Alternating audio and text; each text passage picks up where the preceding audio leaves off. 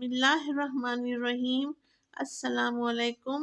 मैं हूँ राबिया और आपको वेलकम करती हूँ अपने यूट्यूब चैनल मनपसंद पकवान में।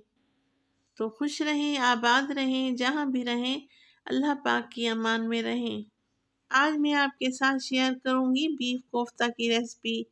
मेरी वो बहनें जो कहती हैं कि कोफ्ते हमसे सही नहीं बनते, टूट जाते हैं, या ग्रेवी हमसे सही नहीं बनती, उनमें टमाटर और प्याज तैर रहे होते हैं और ग्रेवी में अच्छी सी खुशबू नहीं आती, तो आज मैं आपको तमाम टिप्स एंड ट्रिक्स बताऊंगी जिससे हमारे कोफ्ते बेहद लजीज बनेंगे। 100 ग्राम मैंने कीमा लिया है। अब इसमें शामिल करूंगी एक मीडियम साइज की प्याज तली हुई, और अब इसमें शामिल करेंगे कच्चा प्याज।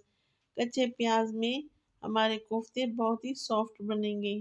तली हुई प्याज अगर पहले आप शामिल नहीं करते तो मेरे कहने पे लाजमी शामिल करें, इससे बहुत अच्छा टेस्ट आता है। 2 से 3 सब्ज मिर्चें शामिल करूंगी और 2 से 3 स्लाइस इसमें हम मोटे मोटे तोड़ के डाल देंगे।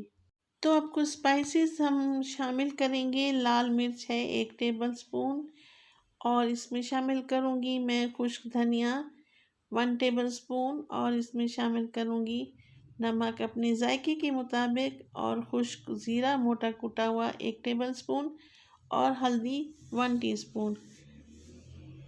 हाफ कप इसमें हम दही शामिल कर देंगे। दही से कोफ्ते बहुत नरम, मुलायम और टेस्टी बनते हैं। हमें कोफ्तों को अच्छी तरह से दबा कर बनाना चाहिए ताकि इनमें कोई क्रैक ना रह जाए, और ये बहुत स्मूथ और शाइनी कोफ्ते बिल्कुल तैयार हैं।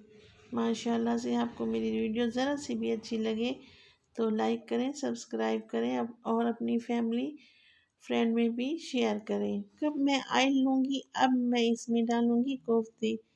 हमने इसमें 4 से 5 ही कोफ्ते डालने हैं ताकि हमें उलटने पलटने में दिक्कत पेश ना आए। ये देखिए हम इसमें अपने कोफ्ते डाल दिए हैं। अब इनको हल्का ब्राउन ही कलर देना है। बस जी, देखिए हमारे ये हल्के ब्राउन हो चुके हैं। मैंने थोड़े ज़्यादा ही कोफ्ते डाले हैं क्योंकि माशाल्लाह फ्राई पैन हमारा बड़ा है। आप 3 से 4 कोफ्ते ही डालें। तो अब चलते हैं कोफ्तों की ग्रेवी की तरफ। एक कढ़ाई लेंगी और उसमें 1 कप ऑयल शामिल करूंगी और 2 रफली से प्याज काट के इसमें शामिल कर दूंगी। प्याज़ों को हमने ज़्यादा ब्राउन नहीं करना, सिर्फ इनको 2 से 3 मिनट ही पकाना है। जब ये हल्के से सॉफ्ट हो जाए तो इससे हमारी बहुत अच्छी ग्रेवी बनेगी।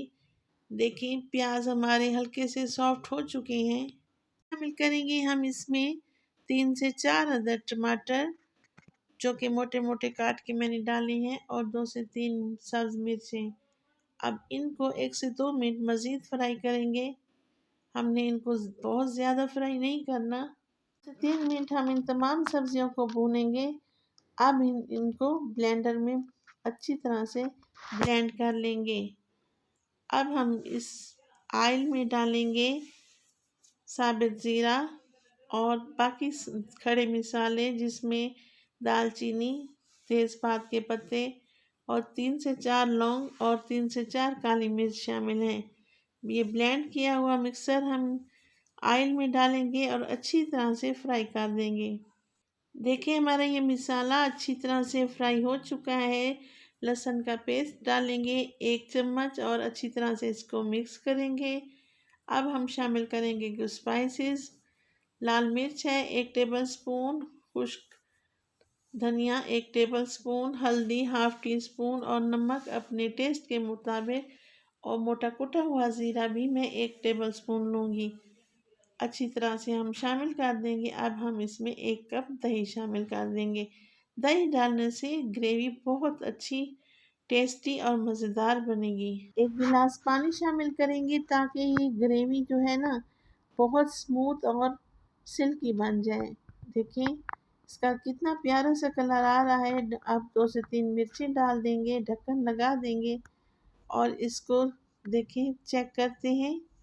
माशाल्लाह से पानी में उबाल आ चुका है और ग्रेवी की खुशबू हमारे पूरे घर में आ रही है। अब हम इसमें तले हुए कोफ्ते शामिल कर देंगे और ढक्कन लगा देंगे।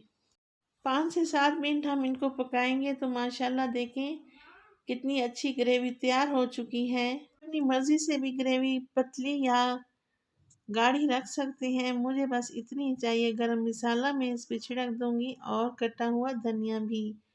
तो माशाल्लाह से देखें कितनी अच्छा हमारा कोफ्ता तैयार हो चुका है। और मैंने ढक्कन लगा दिया 2 से 3 मिनट और ऑयल भी ऊपर से सेपरेट हो चुका है। माशाल्लाह देखिए अब मैं इसको डिश आउट करूँगी।